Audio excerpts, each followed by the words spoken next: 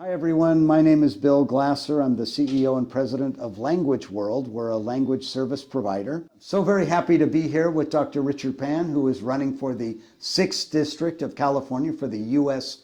House of Representatives. Yes. And he is here to talk a little bit about, about a lot of things. Dr. Pan, tell us about yourself. Well, thank you. Thanks very much for having me on. I'm really excited to be talking to you. I'm Dr. Richard Pan. I'm a pediatrician. Actually a professor at UC Davis. Oh, wow. I previously served in the California State Legislature for 12 years in both the State Assembly and then the State Senate, where I led a lot of healthcare issues as chair of the Health Committee in each of those legislative bodies, as well as overseeing the state budget that affects health and human services as well. Right. Wow. Quite a resume. Thank you for having me here. It's great to talk to you again. One of the things that I, as a pediatrician, have continually worked for is to be sure people have access to health care. And so access means a lot of different things. For many people, it's how you pay for it, and obviously that's a very important thing. But also, it's language. It's whether you are able to get to the doctor's office. Transportation. Without, but also even worrying about your safety going there, right? Oh, didn't I? Yes. Well, right? Yes, Especially if you are a non-primary English speaker, and you could potentially be targeted on your way or even at the clinic. Yes. That would be an issue as well. So hopefully we can explore some of these different issues about access to care, and particularly with your interest in and my personal interest in also language barriers as well as someone who's Asian American. As a pediatrician, I worked hard to get more people health care coverage, particularly children. In fact, I led our Children's Health Initiative that included both Sacramento and Placer counties. And why is that important? Because the district I'm running to represent, it's a fairly middle class district, a lot of working families in this district, and a district that I'm proud to have represented before in the state legislature, a very similar district, and I'm looking forward to representing in Congress because they need a congressperson who's going to fight for the things they care about, right? Which is being sure they have access to health care, being sure they can afford not only health care, but also food and housing and all the other things as well, right? And so those are things that are particularly of importance. And of course, we want to be focused on prevention as well. And so how do we prevent diseases, right? Whether it's through things like stronger public health and vaccinations, make sure we have clean air and water so people don't get sick in the first place. There's so much to talk about. And, what has been very concerning to all of us who are in the healthcare world is fighting misinformation. We have a new rule going on in DC specific to childhood vaccinations. And I think that's your specialty as a pediatrician. You would understand the science and the reasons why we have these in place. Could you talk to me about, when we talk about barriers to healthcare, specific to vaccinations, with misinformation happening in English-speaking communities, what do you think is happening with the limited English vis-a-vis vaccinations? Right. Well, unfortunately, what we've seen is a rise of disinformation. I say disinformation because it's often intentionally put forward that not only discourage people from getting vaccinated, more importantly, disinformation basically takes power away from individual families to make the right decision for their own child. Most families, parents, they're trying to make the best decision they can for their child. Right. And so they go hunting for information, and accurate information, so they can then decide what works best for their family. But unfortunately, if where you're looking is also contains a lot of disinformation, it can be hard to sort out. And that's why it's very important that, for example, entities like our federal government actually puts out accurate information. That is not something that should be partisan. Right. Accurate information should not matter whether you're Democrat, Republican, or any other party. It should be something we expect from government. But unfortunately, what we're seeing now is we are seeing a federal government where you actually have one of the world's leading purveyors of health disinformation in charge of the Federal Health Agency and putting out disinformation about whether it's vaccines, it's nutrition, it's a lot of other issues as well, which then causes confusion among families. Right. And unfortunately may lead to families making decisions that are not best for their family because they unfortunately were misled. It seems like we're seeing outbreaks of measles and MMR, specific to the MMR vaccine, correct? Well, we are about to lose our measles elimination status in the United States, which we've had for a quarter century. We worked hard to be sure that we didn't have measles circling around the United States. Right. We're about to lose that. Right. We've had a 33-year high of measles cases last year, and there's no sign as we starting this year that that is abating. Let's say it's November and you have earned your seat. Yes. What would you do specific to language access, specific to healthcare and fighting misinformation? Now, I know with the federal government there, it's very hard to change the regulations, but what could you do from with all of your contacts and interest and experience here locally? Yes. Well, I've worked very hard in the state legislature to improve language access, both as someone who chaired the Health Committee and the Budget Committee of Health and Human Services. I was also the chair of the Asian Pacific Islander Legislative Caucus, for which this is a high priority. Right. Because for many families, if you don't have someone who can speak a language, you don't have interpreting services, Right. It's very hard to get quality health care, right? If the people taking care of you can't communicate, Right. Find out the information they need to find out, to Right. present a treatment plan. Right. Think about mental health. Right. That's all about conversations between people. Exactly. Right? And so you need to have language access, and that's so critical to people being able to get quality care. Yeah. And so certainly I'm going to continue to fight for that at the federal level. Many of our programs for healthcare, like Medicare and Medicaid, have a substantial federal component. Actually, Medicare is a federal program. Yeah, yeah. So we need to be sure that those particular entities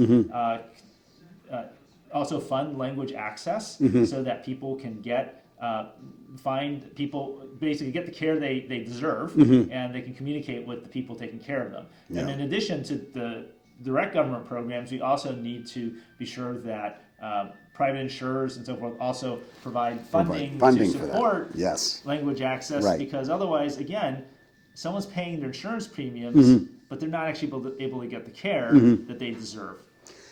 I have heard anecdotally that many communities, limited English communities specifically, are not going to their medical appointments. And this is obviously a big issue around chronic condition management. Could you speak a little bit about perhaps what are we looking at down the road with communities that are low information resource communities, or if they are, it's through informal networks and sort of these ways of like not getting access to care, not knowing what that care should be now, and also how do we counteract it? Right. Well, first of all, of course, chronic conditions. About 40% of all Americans have at least one chronic condition. It's about 78% of what we spend on healthcare is to manage chronic conditions or exacerbations. We can save a lot of money. We can improve the quality of care of people with chronic conditions. And so in order to have that quality care, we need to be sure people have language access as well, right? And so that's why that's so critical. While sometimes upfront language access can seem to be expensive, actually it's more expensive not to have it, because the amount of health care that is now required because someone wasn't managing the chronic condition well enough because they couldn't understand the treatment plan. Right. The diagnosis was incorrect because they were not able to communicate with the doctor about critical symptoms. Right. That is very expensive. Yes. Right. And so we need to do much better. We should be looking at a variety of different approaches to be sure people get language access. I actually currently now teach at UC Davis. I teach a health policy class. Okay. And one of the policy topics I actually ask students to actually write about is about language access policy. As you probably know very well, and I unfortunately know as someone who's been in practice, implementation is kind of spotty, right? And exactly how would you effectively implement those particular laws, right? And so without reimbursement or without regulatory oversight or all these other things. And functionally how it would work as well, right? Because we have people speak many different languages. There are some languages are more frequently spoken in addition to English, right? So maybe perhaps in this area community Spanish, maybe Chinese, and so forth. But then we have also communities where they're not very large, so and they also deserve access to care. And this is where perhaps technology can help, right? And as you know, it's not about a direct translation of the words. Correct. Right? Yeah. Because this is really about communication. Yes. In fact, when I was a pediatrician, we worked. So for example, we would have a language line we would be able to call, Sure, right, sure. on the phone. Yeah. And they would pretty much kind of do a more literal translation. Right.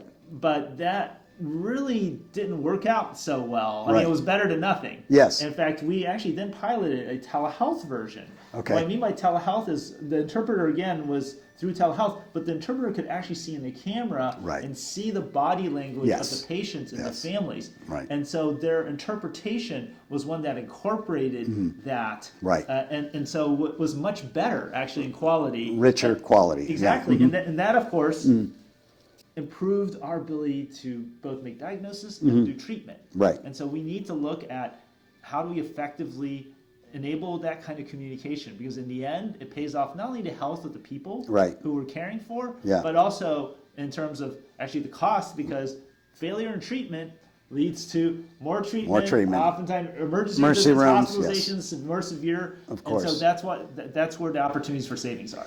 Where do you see the cut point between AI doing some types of interpreting versus a human being in the room? And I think it's, we're all sort of thinking about this in the back of our head in all of businesses, Right. industries, radiologists, Right. we can go down the line. But how do you think the human being in the room is going to be beneficial for these limited English communities for interpreting? Yeah.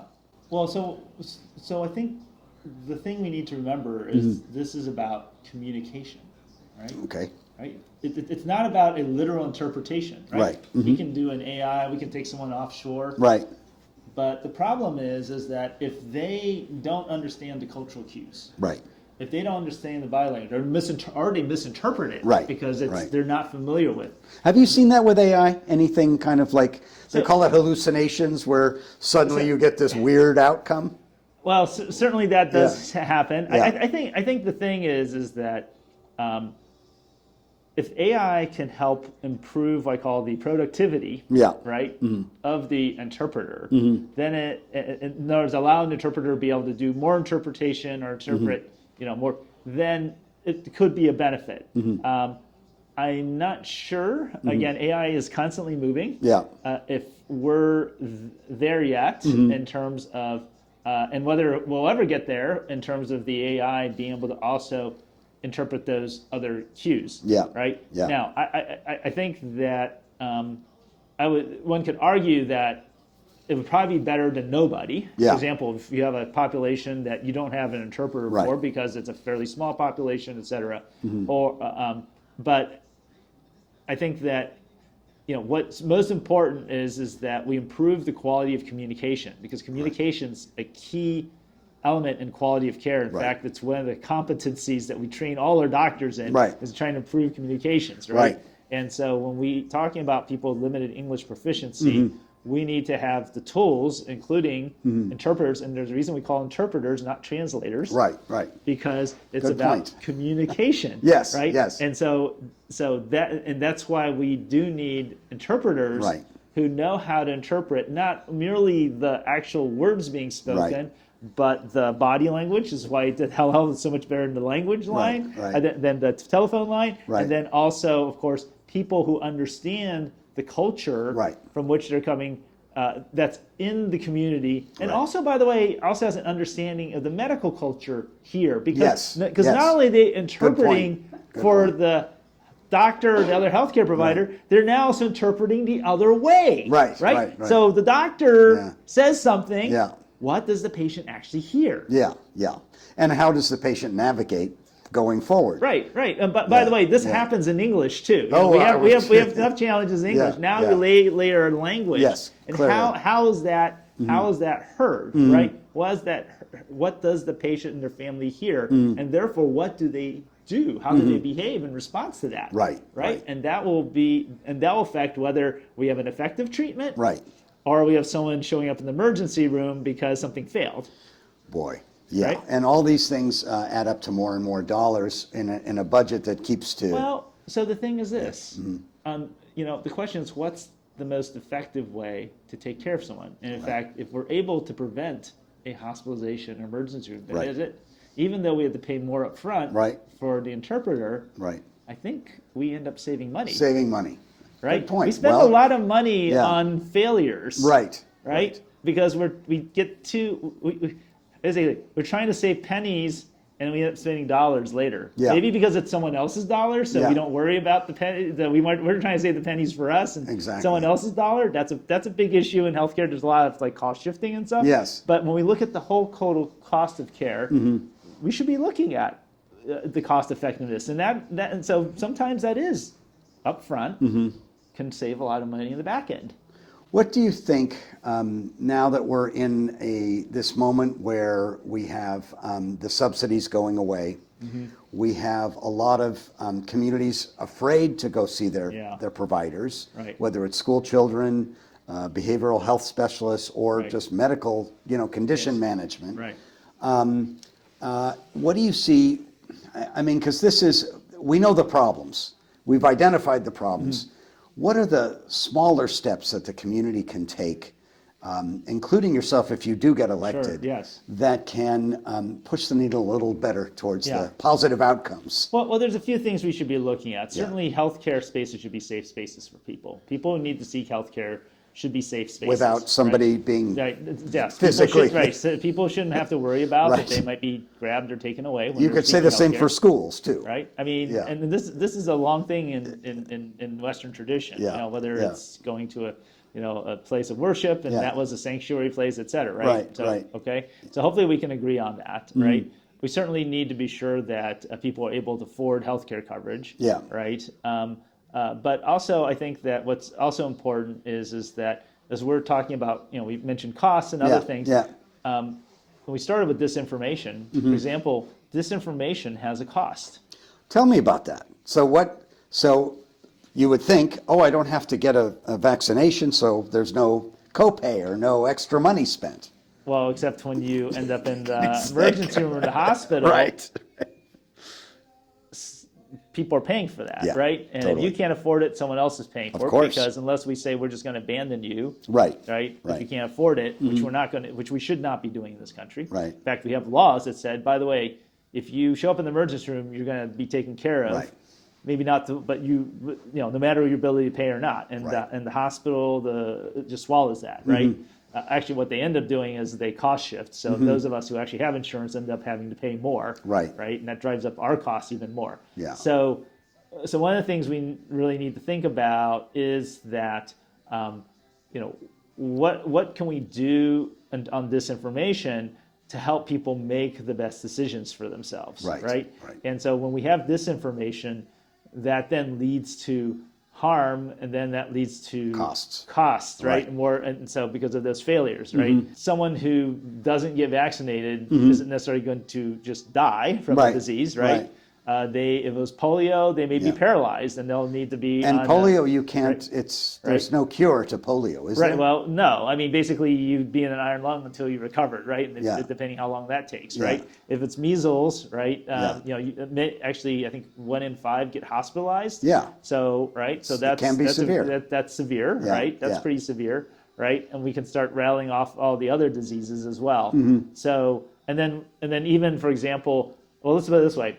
Pediatrician studies have shown have to spend a large amount of time debunking disinformation in order to. So you can't even do the healthcare because you have to unwind what they're So think about that. So some people have said, well, why do physicians or pediatricians have to spend so much time talking about vaccines? Well, because vaccines are actually one of the most cost-effective and effective ways to prevent disease. That's why we talk about it first.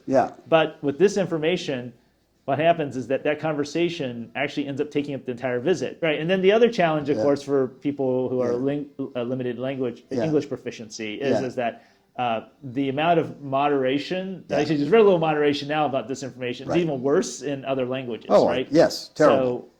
So that makes it even worse. And we need to think about what's the cost of that. there's a organization called the Center for Countering Digital Hate that identified the top purveyors of anti-vaccine information. Yeah. In fact, called the Disinformation Dozen put out about 2/3 of all the disinformation. I didn't even know It's a about very this. small number that puts out the but most. they're just flooding the zone. Yes, as it were. exactly. They're flooding the zone. And I'm trying to figure out what their payoff is. Oh, it's very good. It's excellent. Yeah. They make a lot of money. RFK Jr. made a lot of money off of his anti-vaccine not-for-profit, and so do the others. I see. The social media companies themselves were estimated to make $1 billion a year off of anti-vaccine disinformation. I was wondering what's their payoff, but there is engagement. Yes, the engagement, of course. which then leads to advertising. Right. So it's estimated to be approximately $1 billion a year. So we're learning to mistrust our scientifically backed experts.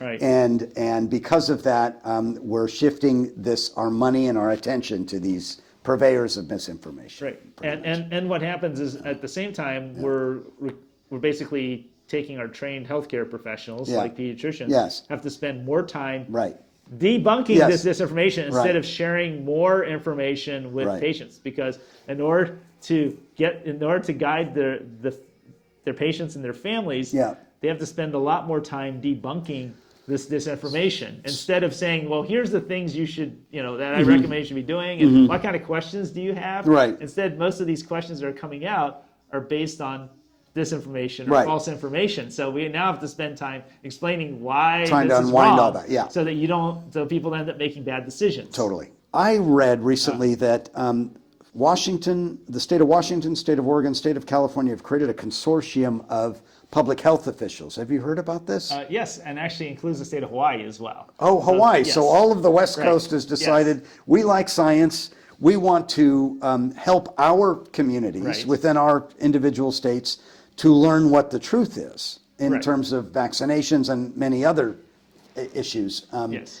Is that effective? Is that going to work? What will and won't work about that? So what will work is that they're working to be sure people have accurate information, right? And in fact, they are making decisions that are based on the recommendations from the societies or associations of doctors who are taking care of your child. The American Academy of Pediatrics, the American Academy of Family Physicians, and so forth. These are professional associations with a board and a sort of a process to make recommendations. Right. But what happens is these associations, I'm a member of the American Academy of Pediatrics, right? We bring together experts to make decisions that then are ratified by our board, by the leadership that's been chosen, elected by. So these organizations are driven by what's best for your family, based on our collective experience, and the evidence and examining the scientific evidence. And so. And by the way, there's also other states in the Northeast that have their own consortium. I know they're working together. So we're splitting up. We're creating. We have this central, once trusted place for information, for vetted, scientifically correct information that has been torn up.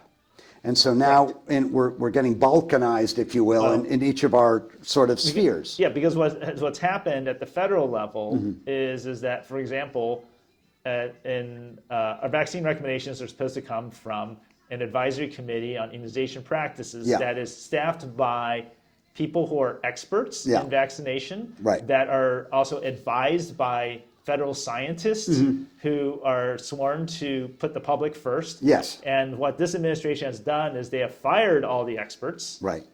Laid them off. Gone. Kick them off the committee. Right. And then the RFK Jr. has handpicked his people. But interesting enough, even after doing that, he has now decided to change the vaccine schedule without even getting approval of his own handpicked committee. He is just unilaterally doing this because the problem is the committee has to meet in public, so they actually have to at least try to justify their explanation. In fact, in their meetings, they do use very little science to justify. They're not pointing to any new studies, any new information. No peer-reviewed, nothing. No, exactly. Right.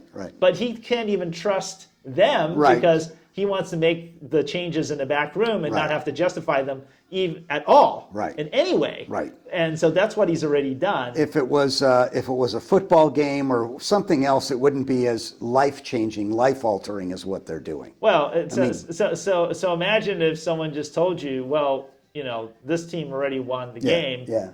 And you're like, well, I want to see what actually happened in the Yeah. game. Oh, no. You don't need You to don't see need to that. see any of that. You don't need to see it. Yeah. You don't need to watch the game, Right, etc. right. I'm just going to tell you who won. Right. And I have to take your word for it. Right. And I've already decided. And by the way, I have a strong bias toward one of the teams. I like this team versus I like that this team, Right. so I'm just going to Right. declare this team's won. Right. And there's no evidence or anything. Right. There's no of the game that so. So I mean, when does this sounds like a collision course? This sounds like we're headlonging into something here. What we're headlonging into is basically the federal government's no longer a trusted source of information about healthcare. Have you ever in your life, while you were a student or a practitioner, ever contemplated such a circumstance? Well, frankly, our past leaders, Yeah. right, elected officials and so forth, Yeah. tried to set up a system where basically decisions made at the federal government around whether it's vaccines, Right. public health, other things, Right. were actually advised by experts. Yeah. Now, doesn't mean there's no politics in the end, but Sure. actually for these types of things, they try to insulate it, right? Right. That's why they created the Advisory Committee on Immunization Practices. Right. They also created many other scientific advisory committees that have all been shut down by this administration, right? Because those advisory committees, basically, they meet in public, they have to be transparent, they have to present the evidence, right? Yeah. That is not happening. So Yeah. whether we're talking about the CDC, which is Right. public health, or Right. the FDA, Right. or NIH, all the decision making is being essentially driven underground, Right. driven by ideology, Right. with little justification based on any science or facts. Right. And that is destructive to our health Yeah. and destructive to our country. Yeah. And by the way, it's not just health where we're seeing this happening as well, unfortunately. Yeah. So that's why you're running. That's why I'm running, because facts and the truth Yeah. are not partisan. We don't need two parties with their own, basically made-up world. Their spin on right? something. Right. Right. No, Yeah. people have spin, but Yeah. basically, Yeah. right? And so we need to be sure that the American people in a democracy who make the ultimate decisions when they vote have accurate information Right. about not only who they vote for, but Right. about a whole variety of different things so we can make the best decisions possible for our Right. community, our families, and our Totally. nation. Yeah. And that is not happening right now because this administration has decided to basically make ideology trump any facts. Yes. And we know that science is true, whether Yeah. you believe it or not. Right. And so guess what? Yeah. When you try to defy science, Yeah. Mother Nature will be sure you suffer the consequences. Right. And that is what will happen to our country. Yeah. Wow.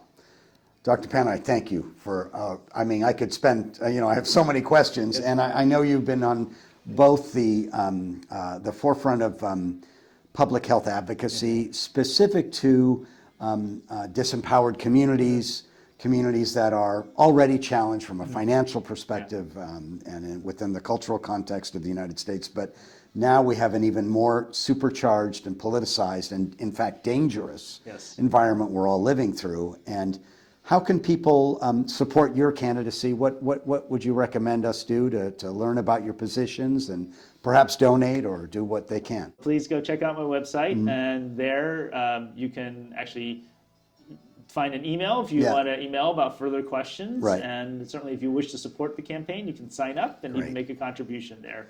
But we're eager to put people to basically organize a movement to ensure that science and facts Yeah. are what guide our country. Yeah. We're going to have different ideas about how to do things. Right. That's healthy in democracy. Yeah. Right. But we should all at least agree on the same facts. Right. So when lies and disinformation is what drives decision making in our country, Right.